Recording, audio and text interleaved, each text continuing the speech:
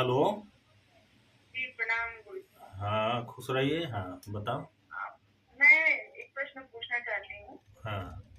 मेरी जिज्ञासा ये है कि जैसे मैंने देखा है अपने आस-पास में हम्म। कि कुछ-कुछ बहुत ज्ञानी लोग हमारे आस-पास में होते हैं, पर वो सामाजिक रूप से बहुत प्रसिद्ध नहीं पाते हैं। हाँ। जबकि उसके विपरीत अगर देखें तो उनसे कम ज्ञानी लोग, मतलब ज्ञानी हैं वो भी, पर उनसे कम ज्ञानी लोग सामाजिक रूप से बहुत ही ज़्यादा प्रसिद्धि पाते हैं। इसका क्या कारण हो सकता है?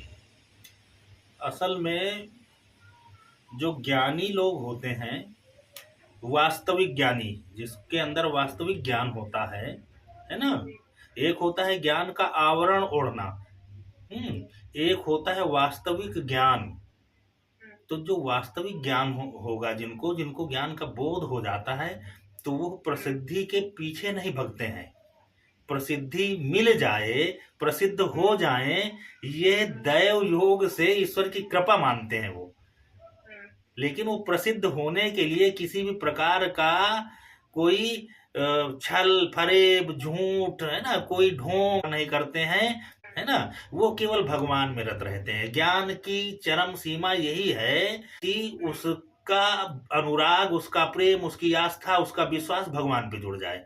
और जब हुँ, भगवान पे व्यक्ति आसक्त हो जाता है, भगवान से जुड़ जाता है, तो प्रसिद्धि की कौन चिंता करता है कि न मोक्षाकांक्षा भवि भवेच्छा च न मे, न विज्ञानापेक्षा सस्मिक सुखेच्छापि न पुनः अतस्त्वां संयाचे जननी जननम यातु ममवय मृणानी रुद्राणी शिव शिव भवानी थी जपता। वो कुछ भी नहीं मांगता, न चंद्रमा के तरीके सौंदर्य मांगता है, न प्रसिद्धि मांगता है, न धन मांगता है, कुछ भी नहीं मांगता।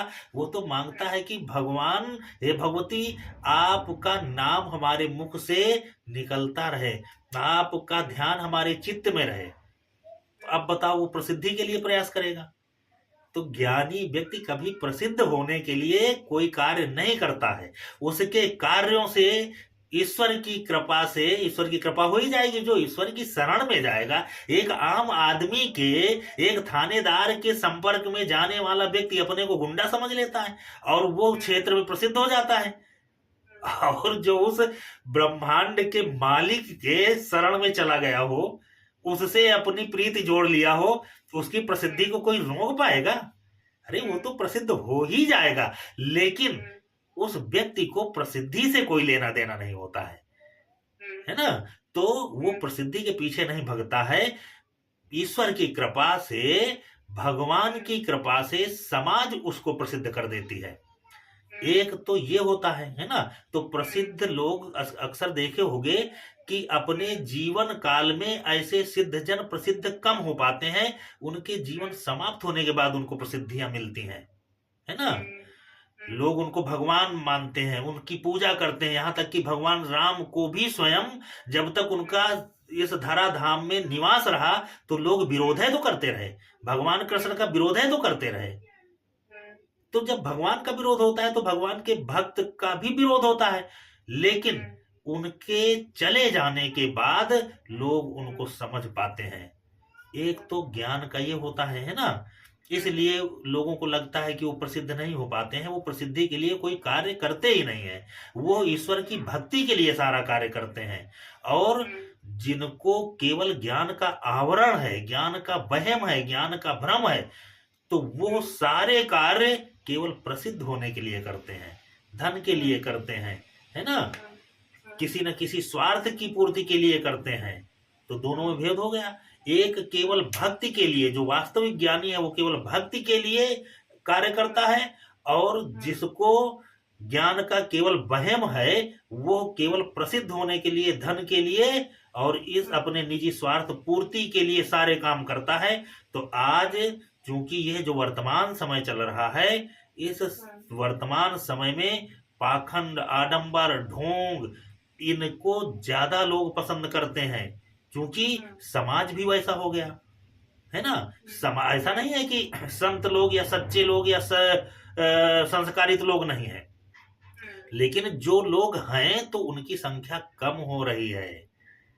तो ऐसा नहीं है, अच्छे लोग, जो अच्छे लोग हैं, अच्छे संत हैं, अच्छे संस्कार वाले लोग हैं, वो भी प्रसिद्ध हैं। लेकिन वो संस्कारवान लोगों के घर में प्रसिद्ध है, संस्कारवान लोगों की नजर में प्रसिद्ध है। जो जो प्रचार आज जिस तरीके का हो रहा है उसमें पाखंड ज्यादा भरा है और पाखंडियों की संख्या ज्यादा है।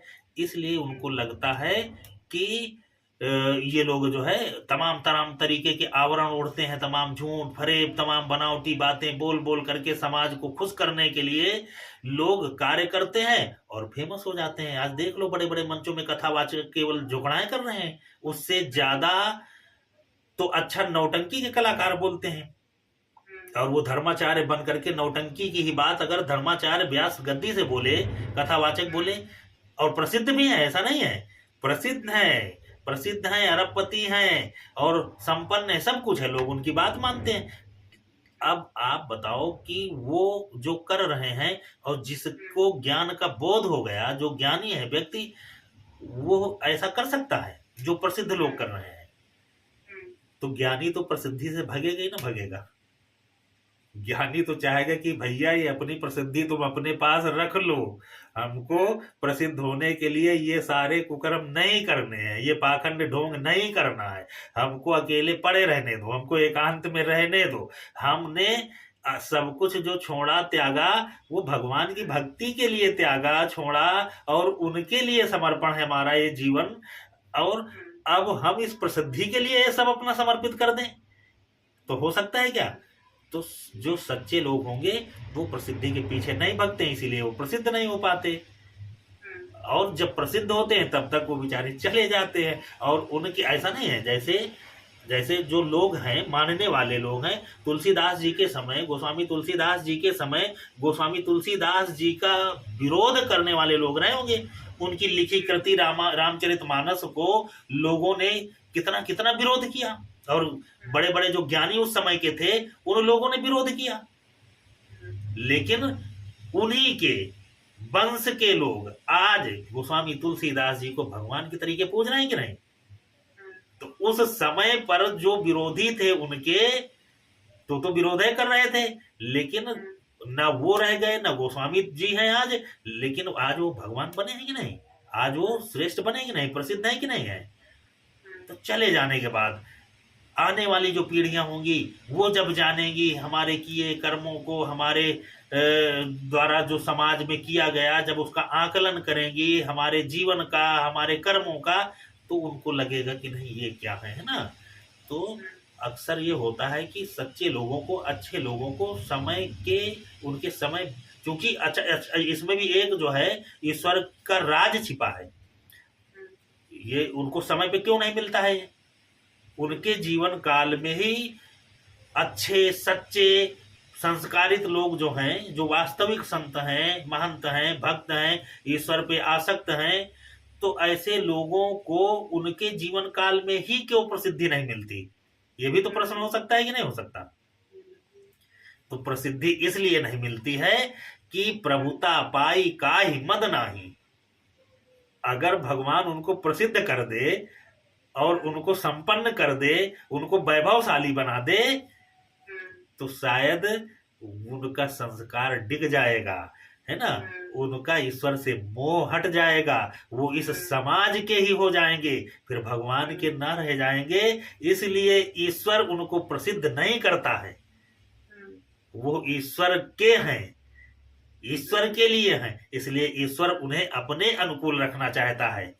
समाज को तो ईश्वर चला रहा है, इस ब्रह्मांड को तो ईश्वर चला रहा है।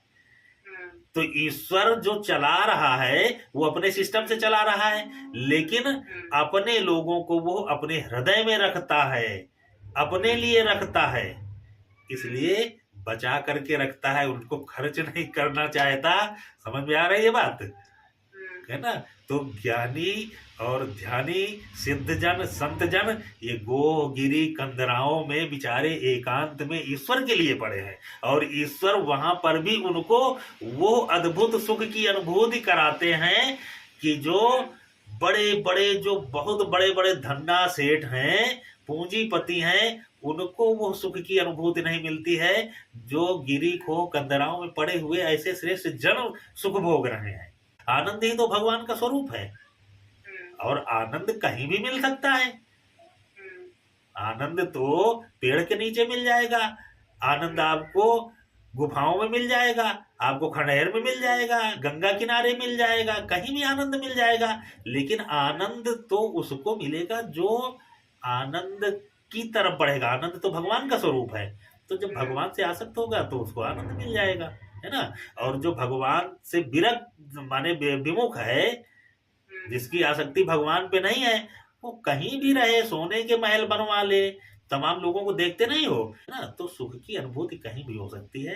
प्रसिद्धि और सिद्धि ईश्वर का दिया हुआ वरदान है। जो प्रसिद्ध हैं उनको ईश्वर ने प्रसिद्धि का वरदान दे दिया। उनको किसी जन्म का होगा, आज का नहीं, उनके पिछले जन्मों का कर्म जुड़ा होगा, वो प्रसिद्ध है ना। आज हमारे कर्म चल रहे हैं, आज भगवान हमसे जो करवा रहा है वो हम कर रहे हैं।